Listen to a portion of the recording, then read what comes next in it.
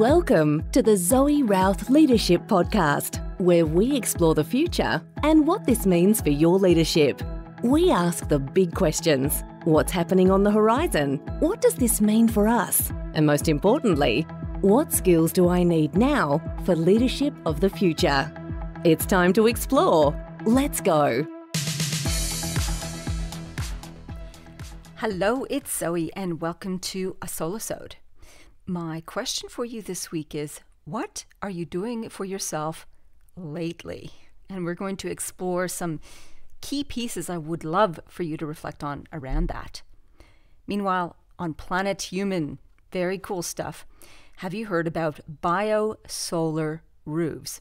This is the combination of solar panels on roofs with green stuff planted around them. The idea here is that the plants provide a cooling effect on the roof, which reduces the heat that is often produced with solar panels. It also creates insulation, water runoff, and biodiversity, and so on.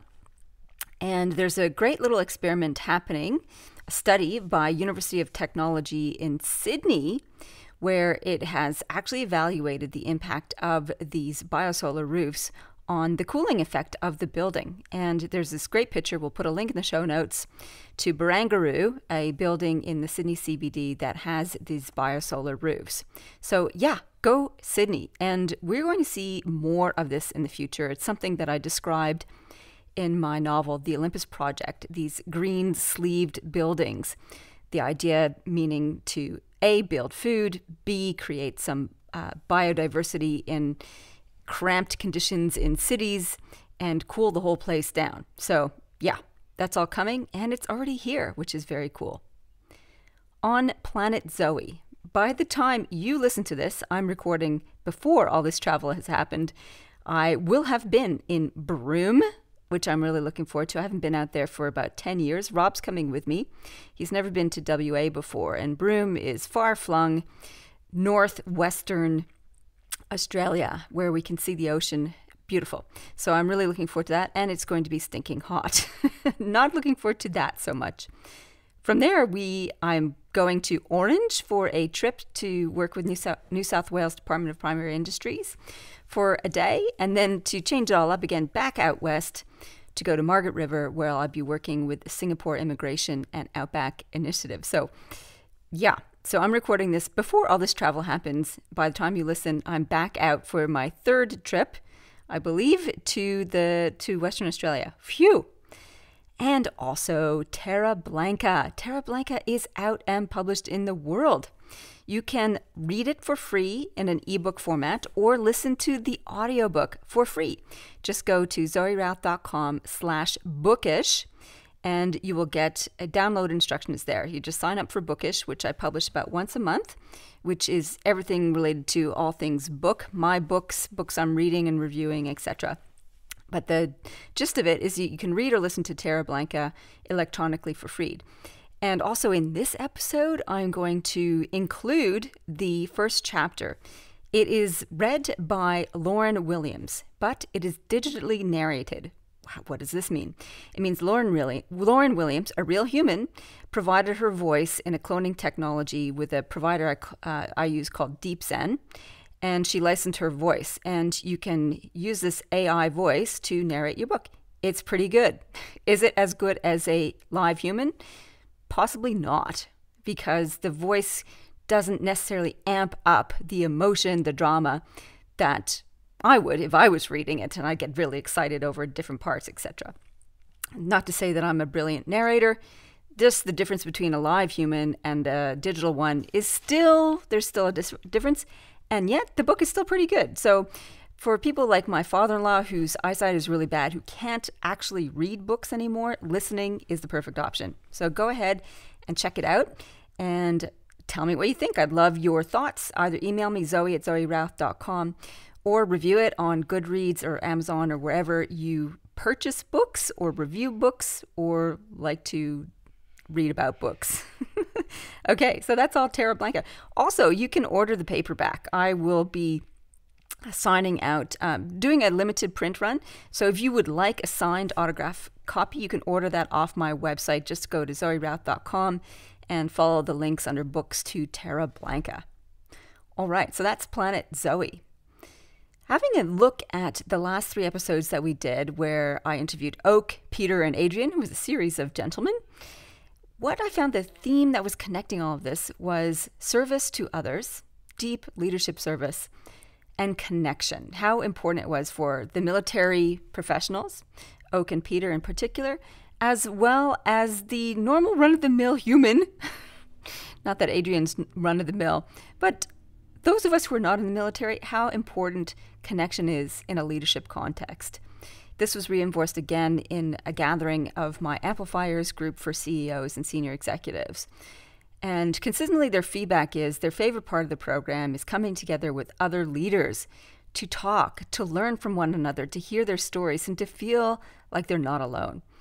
And that communion is so important.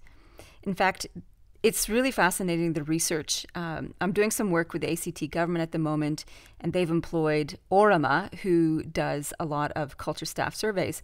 And their research over the years has found how important goodwill is in creating solid cultures. What is goodwill? Goodwill is all about your relationship currency. And as leaders and as employees, we need to put constantly into that goodwill bank. What does goodwill consist of? Reassurance, support, encouragement, camaraderie. Basically, that basic interaction with humans in the workplace creates the sense of goodwill. That I like going to work, I like working with the people around me, they like me, and we support one another. They have found that in the advent of COVID and the rise of hybrid working, where some people are in the office, some people aren't, and maybe you do a combination of both, goodwill has depleted. It is so much harder to put goodwill deposits into the Goodwill bank account when you're remote. You have to actually put in a hell of a lot more effort. So how do you do that if you are working remote or in a hybrid environment? It means you consciously have to think about it every single day. How are you reaching out to people? How are you connecting people? Do you default just to the message on Teams or Slack or whatever online channel? Or do you get on the phone? Do you get on a webinar and do a video chat? Do you think about each other and support each other along the way? It's much harder than just putting people together in a room and letting the natural human bumping into one another do its magic. So, am I an advocate for everybody back into the office? No. I'm an advocate for leaders really thinking explicitly and deliberately and intentionally about how they create those relationships with the people that they are stewards for, and also how they create and foster relationships between their teams. This goodwill component is really essential. So I don't think anybody wants to give up the freedom and comfort that comes with being able to work in a hybrid way. And yet we need to make sure we don't lose all the elements that are great when we did have to come together in communion. So that is all leading to, what are you doing for yourself lately? And in conversation with my amplifiers, how important it is to really think about your be, think, do. These are the critical components of developing effective leadership. Your beingness is the quality of your energy. Your thinking is your depth of thinking. And your doing is your effectiveness of the actions that you take. To do all that, we really need to focus on connection, that communion with other humans, and reflection on our performance, our interactions, our energy, our personal world, and also invest in rejuvenation, rebooting the system with rest, with something to look forward to, with something that is just for pleasure's sake and not just running ourselves ragged. And there's plenty of people running themselves ragged with poor boundaries and working too long hours and saying yes to too many things. Is that you? Is this pushing your buttons? As I think about this for myself too, and around this time of year, I'm in creative mode. I'm thinking about new projects, new directions, new experiences for the following calendar year. So this is really a creative time for me, and it's also a huge state of transition, which I spoke about previously in the last solosode. These 10-year cycles I have in my personal world of, personal professional world, and there's something new coming for me. I think As I work towards becoming more of a full-time author, the nature of my business will shift and change. And the work I do with leaders will be more intimate, more focused, more bespoke, and more supportive. In my personal world, the beingness I'm seeking is one of ease and grace. I really like this year my theme word was feline. I love the idea of a lazy cat. And I think I've experienced a lot of the lazy cat, which is awesome. Next year, I don't know what my theme word is yet, but this whole idea of ease and grace is something that I'm moving into. For the thinking component, I want to work with leaders and teams who are stepping into innovation and transformation and contribution. Big words. So what I mean by that, they're thinking big picture about the impact that they're having in their organization, their teams, and also in the community at large. What is the legacy that they want to help co-create with others around them? And I think that's a really exciting space to be in. So that's the kind of topic I'll be working with leaders into next year. And the doing side of things is getting more flow, being more focused on how I structure my days and my weeks to experience flow, that hyper-productive, hyper-creative state. And that's sort of where I'm thinking. So what does this do? What does this mean for you?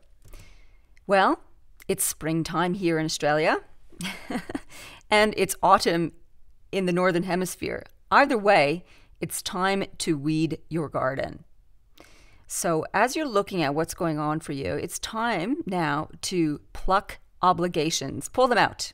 Things that I think, I should do that, I must do that, and it's got this heavy weighted experience to it. Get rid of those.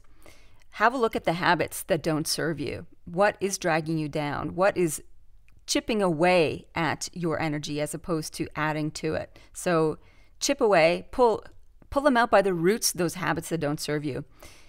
And the third thing is, what are you tolerating? What are you putting up with in your world?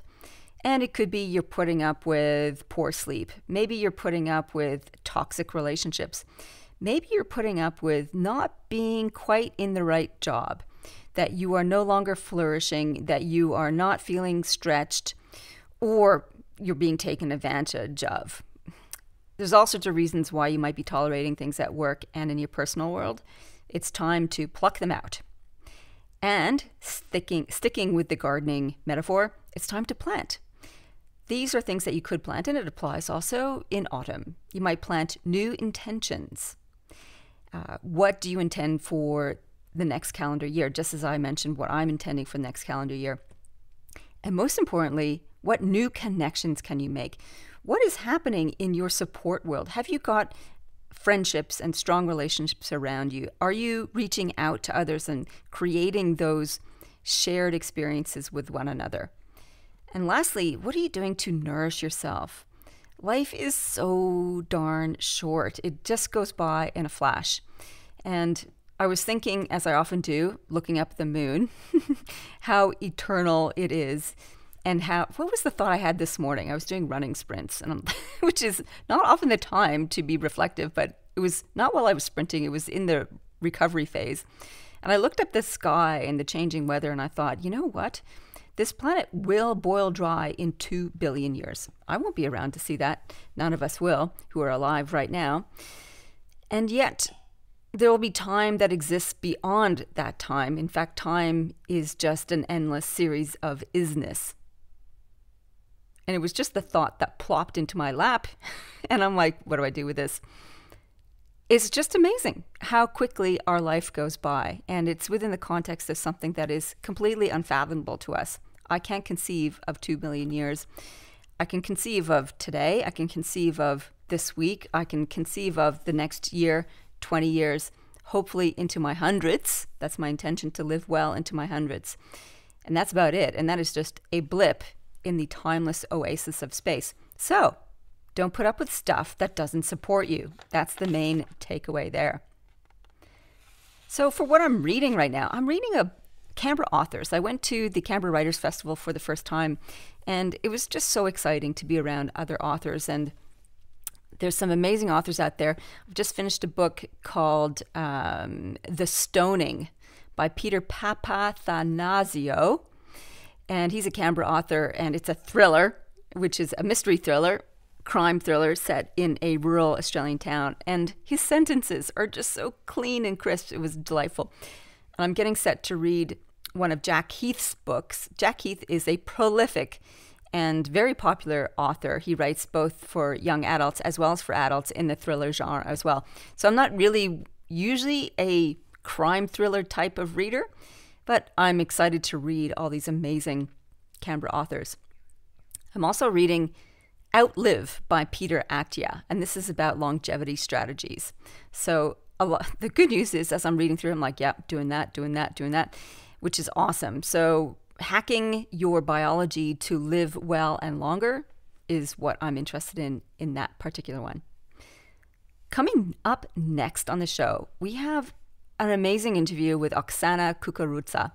She is an American-Ukrainian, first-generation Ukrainian-American, and we talk about the book that she's writing about her parents' journey from being in slave camps during the Third Reich to America, as well as the Russo-American War. So it's very moving. I hope you enjoy it. And yeah, okay, coming up right next before I sign off is the first chapter of Terra Blanca, Insurrection, narrated digitally by Lauren Williams. So please do enjoy that. In the meantime, live well, lead well.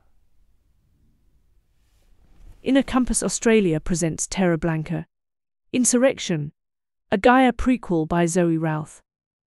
Digitally narrated using the voice of Lauren Williams. Terra Blanca Insurrection, a Gaia prequel by Zoe Routh. Read this book for free with the Bookish e-journal. www.zoerouth.com/bookish. Dedication. For my outward-bound friends. Thanks for a lifetime of laughter, adventure and love. Part 1, Chapter 1. Insurrection hadn't been on the menu. Governor Riley Addison spent the day in happy oblivion, preparing a sumptuous feast. Creamy blue cheese and parsnip soup, slow-cooked ribs with a thick, rich glaze, golden roasted nugget potatoes, and a mountain of fresh salad. Dessert was a dark chocolate brownie with raspberry coulis. None of the provisions were available on Terra Blanca. She'd raided the stores of confiscated contraband. Regan would not approve. But he was on night security detail tonight. Thank goodness. The man was a bore. There was a knock as Riley sliced truffles into tiny wafers for the beans. She wiped her hands on a tea towel and hurried to the door. Come in. Great to see you, Luke. Luke Finnegan sauntered into the room and surveyed the spread approvingly. He stroked his immaculate goatee. Glad to see some greens, he said. Of course. I knew you'd appreciate that. What do you say all the time? They have a calming effect. Vegetables take us back to the earth. Luke sampled a bean with appreciative grunts. We need to be grounded. Especially on a floating man-made island. Even if these are grown hydroponically. Are these from the greenhouse, or are they contraband? These particular beans are from the contraband Regan and crew seized 2 days ago. But Jerome tells me our beans will be ready for the first harvest in a week. That should help stop the grumbles. I hope so.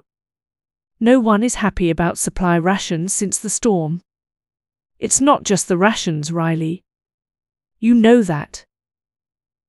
Riley kept her head down as she laid out the cheeses. She didn't want to go over the issue of the storm survivors again. She'd enacted executive override powers to ensure the additional 300 people were allowed to stay. What was she supposed to do? Their homes were gone. They had nothing. They were going to starve. Still, the council was divided on the issue. She hoped this dinner would help build a few bridges. Except for Regan. He was never going to come around. He was still angry that the newcomers had bumped his family back from settlement by at least another 12 months. More likely 2 years. She clenched her jaw at the memory of the heated discussions. But she knew she was right. There was a knock, and the door swung open as Kate Watkins stepped into the room. "Hello there. How are you? Is that cheese? Oh my God. Riley, you've outdone yourself this time," Kate said, as she scooped a big oozy chunk of brie into her mouth. She was an impetuous woman who crammed her voluptuous body into clothes a size too small and wriggled in testy discomfort at council meetings. "How is the waste management system going?" Luke asked Kate as he poured her a glass of Cabernet Sauvignon. He looked at the label. Australian. Margaret River. His favorite. "We're lucky we're not drowning in shit right now," Kate said. She licked her fingers clean of brie before cutting a piece of blue cheese for a seeded cracker. "The team has been working all hours to make sure the tanks can handle the extra load. And those bloody people." She huffed as she took a bite of the cracker. She chewed with noises of delight, then swallowed. "Those damn ingrates. We've been running around getting the water going to their accommodation, making sure the toilet system doesn't back up. And they're constantly on us to fix this and fix that. To get them a missing ladle or pan? Wasn't Eve going to handle the storm survivor requests? No. Jerome's doing it. Thought it would sit better, seeing as he's in charge of food supply and all. Besides, Eve is too busy writing articles about their complaints. That daughter of yours is a real bleeding heart, Riley." Riley brought the breadboard to the table and set it down carefully. She steeled herself against the criticism of her daughter. "Someone needs to advocate for them," Riley said. Riley hacked at the sourdough, then put the knife down and breathed deeply to control her reaction. The yeasty aroma filled her senses, and she sighed. Good food was such delight. Would it be enough to temper frayed spirits? "There's a difference between advocating for refugees and berating the people who are trying to help them," Kate said as she popped a few grapes into her mouth. "Where is she, anyway? I thought she was joining us." "I'm here." Riley's daughter Eve stood at her bedroom door, with hands on hips. She was a tall, lanky beauty, with a regal nose and heavy-lidded brown eyes. Even at 17, she was becoming more and more like her father, thought Riley. The storm refugees deserve to be heard. And the criticism of work is totally justified. Eve walked over to the table and crossed her arms with a scowl at Kate. "You ought to go along and help the sewerage team. Find out for yourself if they are really deserving of your criticism," Luke said. "I don't need to shovel shit in a tank to know that leaving an overflowing toilet for 2 days is not good." "Nonsense. We cleaned that up. What about the pile of linen used to mop it up? Your team left the shit-stained sheets stinking up a room. That was an oversight. They were busy getting the plumbing working so we could actually wash the sheets. There was a lot going on that week," Kate said with a flick of her hair. "Charming dinner conversation," Riley said. "Maybe we could let it go for tonight? This dinner is meant to be a celebration. A reward for hard work. Some are working harder than others at the moment," Eve quipped. "Come on, Eve," Luke said. "Grinding that axe is not going to get the results you want any faster." He waved a chunk of sourdough at her, scraped it through a bowl of hummus, popped it in his mouth and winked. Eve rolled her eyes. Luke chased the bread with a sip of water. "Where is Imo?" Imogen Bustle was Riley's deputy and head of innovation. She was a pint-sized hellion. Quick-witted and passionate, Imogen drove Terra Blanca industry with the energy of a wild cowboy charging across the plains. She should be here soon. Riley finished slicing the bread, filled the butter dish, and placed freshly picked flowers in her favorite vase at the center of the table. Why don't you have a seat, and we can have the first course? She bent her head to savor the sweet scent of the lilies of the valley. Is Jerome coming? Luke asked. He had other commitments, Riley said. Kate snorted and chuckled to herself. Is that what we call it these days? That man just can't keep it in his pants. And Regan. He's on night shift security detail.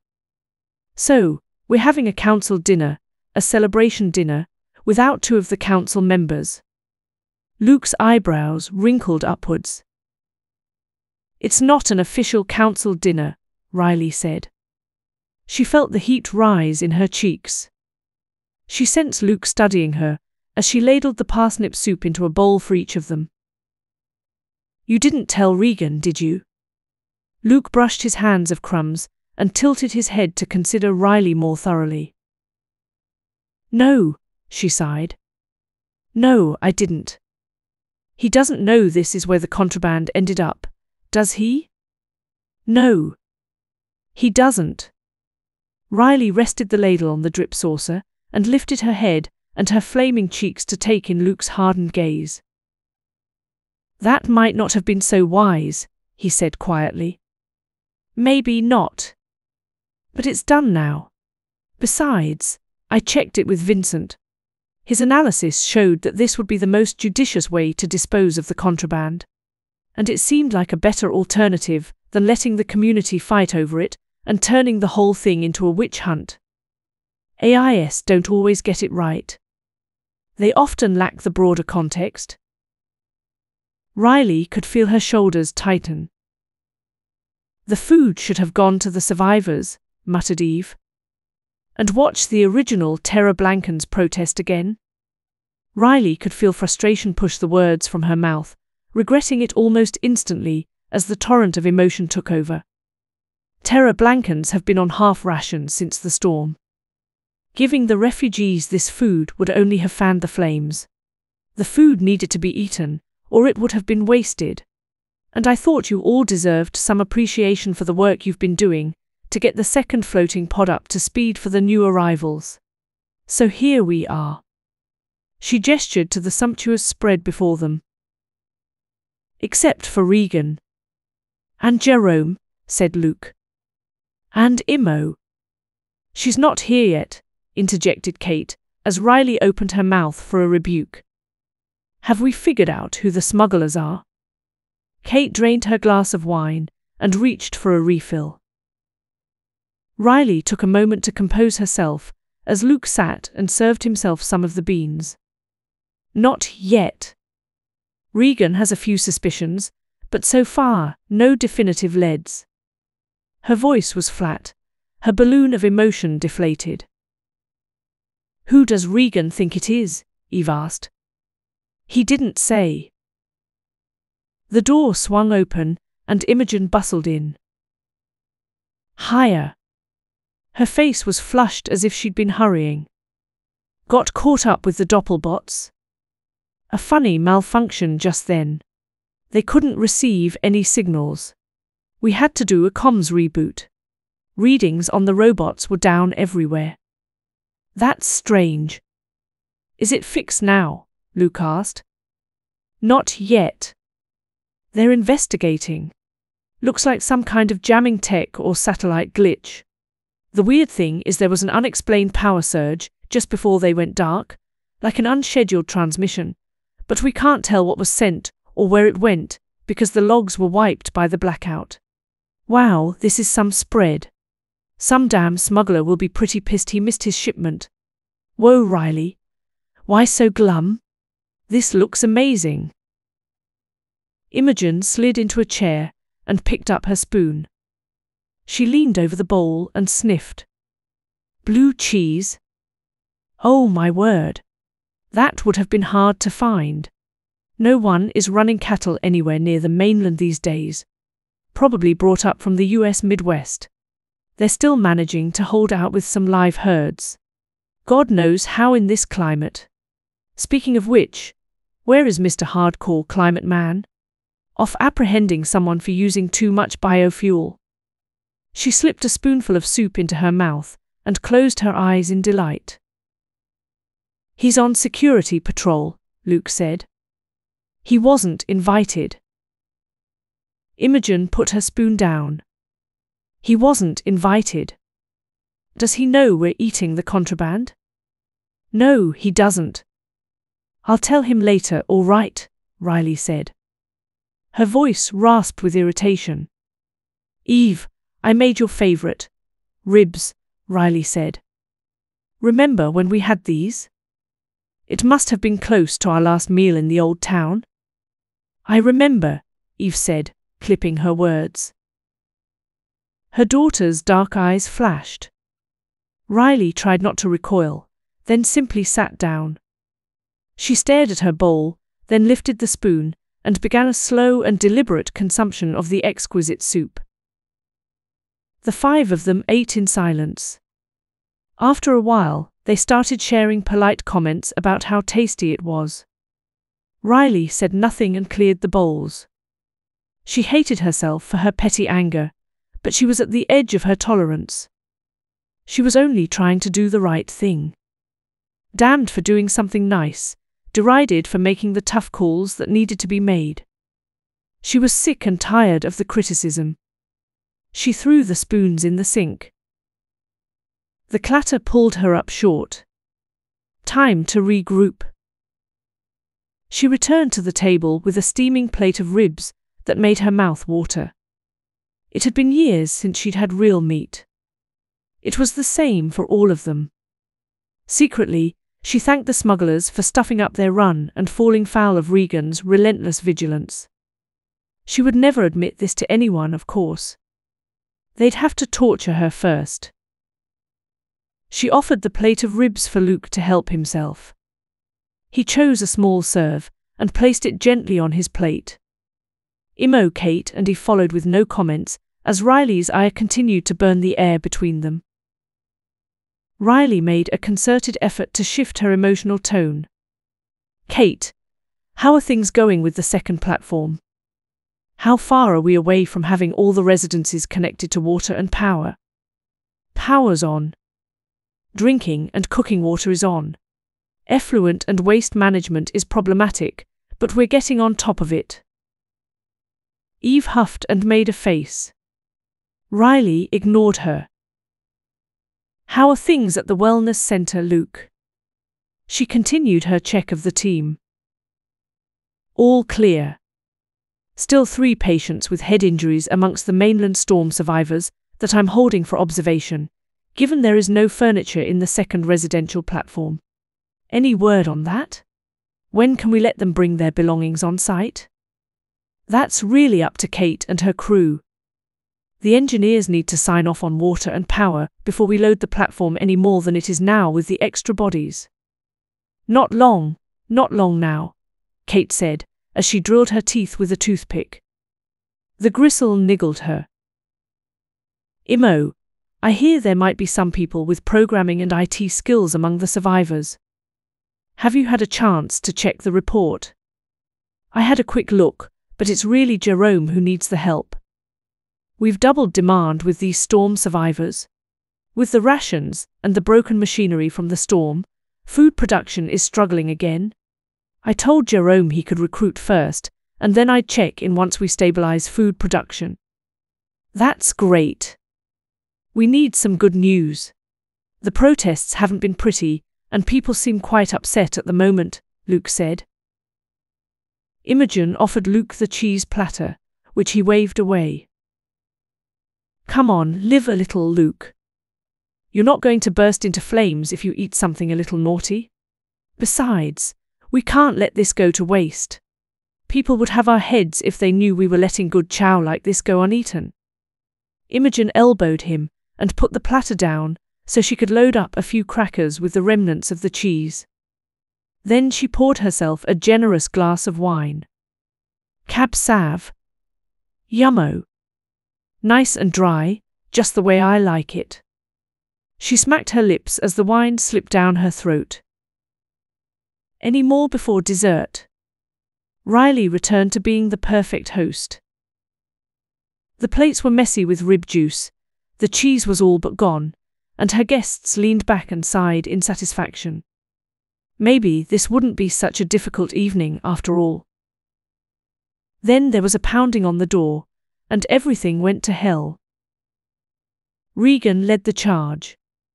The door slammed open, and he pushed his hard, muscular body through the doorway. His bulk filled the room, and his voice boomed. Governor Riley Addison, you and the council are under citizen's arrest for gross abuse of power. Regan's ice-blue eyes blazed, and his lips pressed together in grim determination. 4 other young men crowded in behind him, wielding pipes and tools from the greenhouse, like a medieval mob. Even through the haze of shock, Riley recognized them. After 6 months, she knew all the faces, but not the names of the 300 Terra Blanca residents. These boys were Regan's crew from Maritime Patrol. Regan, what is the meaning of this? Imogen demanded. She leapt to her feet and brandished a fork. Sit down, Imogen, Regan said.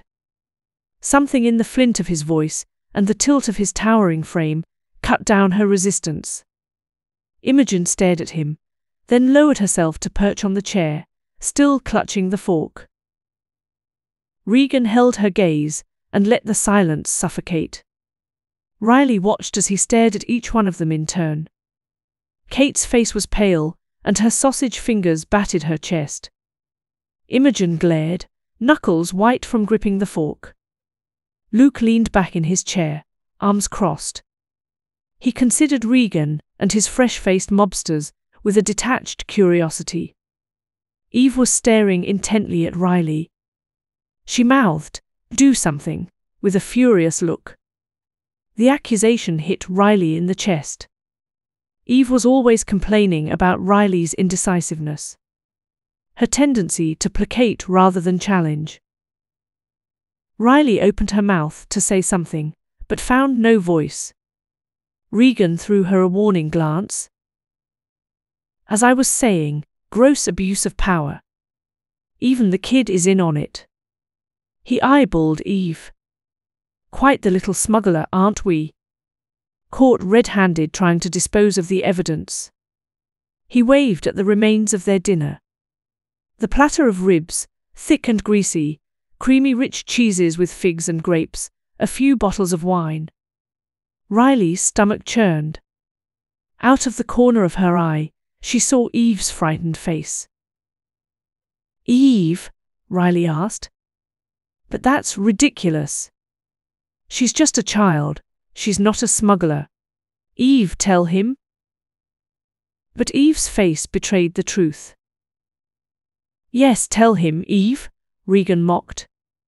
Turns out your holier-than-thou daughter's got a pretty nice side hustle going on, with her to hell with Terra Blanca attitude. And I don't need to tell you that the risk to biosecurity is huge. Her selfish actions have put the entire Terra Blanca food production enterprise in jeopardy. Now hang on, Regan. Riley managed to croak. She felt the shock at her daughter's subterfuge conflict, with the need to defend her against Regan's accusations. I don't want to hear it, Riley. I'm sick of your two-faced hypocrisy. You're very happy to toe the line, except when it comes to looking after yourself and your own. I see you've been living it up while the rest of us labor and starve. Regan's face was mottled red. Well, the jig is up, Governor, and it's time for a reckoning.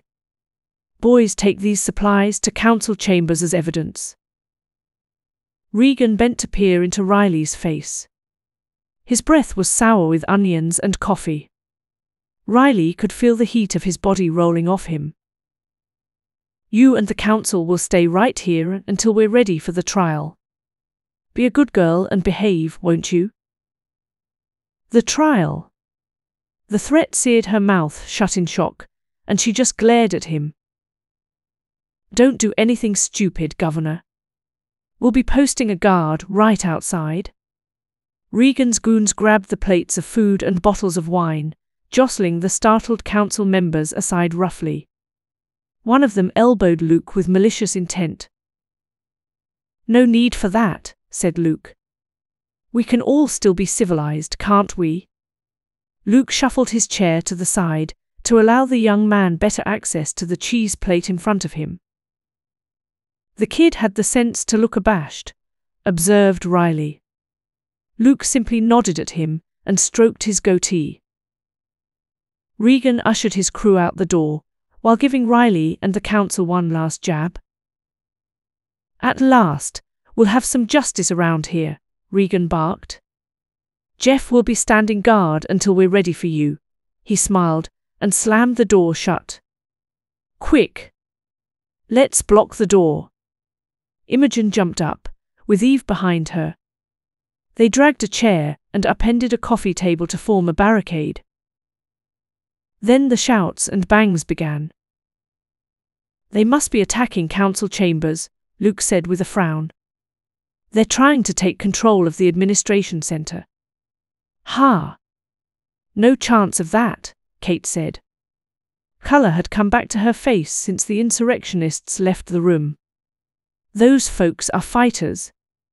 They're loyal to council and our support of the survivors. They never liked Regan with all his bullish demands to have them repatriated to the mainland." Kate ran to the window, her belly wobbling over her trousers. "Oh no! Oh no!" she cried. "What is it?" asked Imogen. "They're beating them. They've dragged staff out of council rooms, and they're beating them." They rushed over to join her. There were a dozen young men struggling with a few council staff. They grappled and shoved. Punches flew, sticks rained down, blood sprayed. The council team ducked at the sound of a window shattering. They lifted their heads to see a few of the tussling mob tear away and hide behind a nearby building. Sticks flew and clattered against cabins. Cries sounded as a few more makeshift weapons struck home. One hit their window, and it smashed into fragments over them. They screamed and moved away. Quickly, they assessed each other for injuries. Luke had sustained the worst of it. He had a shard of glass sticking out from his shoulder, and blood streaming down his forehead. "Luke, get over here." Imogen took control of him. In a flurry of efficiency, she removed the shard as Luke grunted with her ministrations. She grabbed a napkin from the dining table, dabbed at his scalp, and bandaged him as best she could. "Just a flesh wound," she said. "You'll live?" "Your compassion is overwhelming," Luke said with a wince. "I can turn it on when required," Imogen said. He smiled weakly at that. They sheltered now behind the couch, away from the door and the large window with its view out to the main square. Riley's daughter Eve looked belligerent as ever. "Mum! Do something!" Eve hissed at her. Riley wiped her mouth with the back of her hand. There was a bit of rib sauce there, and she licked at it. It spurted some much-needed saliva into her parched mouth. She took a few steadying breaths to settle the tremble in her hands. Eve was right. What they needed now was fearless leadership. She glanced at the faces of her colleagues. Words were cheap. Actions counted. That's what Imogen was always going on about. Too late now, she thought. Regan and his thugs were filling the void they'd left. Riley had tried. Oh, how she had tried. When Maya Garcia had nominated her governor for this first year of the Terra Blanca experiment, she'd known it was a huge opportunity. It was a fresh start. A second chance. She didn't want to blow it. Not least because she had Eve to look out for.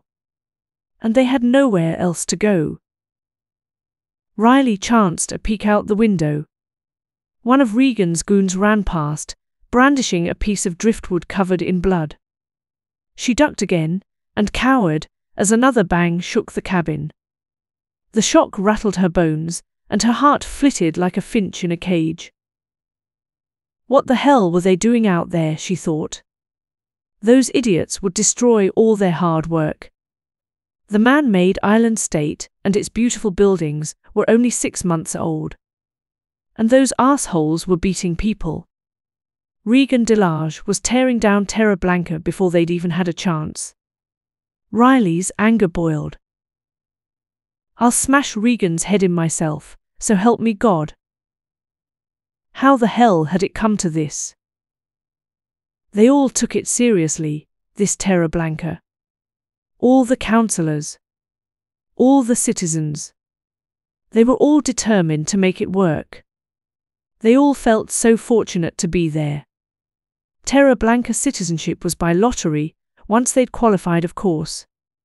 And once here, everyone got a fair share. All voices mattered. Opportunities for all. A role and purpose for everyone in this self-sustaining, man-made society. It was a grand start to this brave new way of living and working together. Then it had started to rupture. The storm ripped out one of the main greenhouses, and they'd had to cut rations. This was made worse when the council agreed to take survivors from the mainland and shelter them in the half-finished accommodation. Riley was surprised by how quickly their vision was undermined when it came to self-protection. Maybe Maya could help. Imo, I'm going to call Maya on the holo in the bedroom, Riley said. She might be able to get us some assistance. Imogen nodded in reply. Riley crawled to the nearby room. Finally doing something, Eve snarled as Riley passed her. We'll talk about this later, Riley hissed back. She had an uprising to contend with. Her daughter's smuggling and her galling betrayal would have to wait. Hope you enjoyed that little excerpt of Terra Blanca. You can read and listen for free. Just go to zoerouth.com/bookish and get into it. Thank you. You've been listening to the Zoe Routh Leadership Podcast. To find out more about leadership of the future or to contact Zoe, go to zoerouth.com.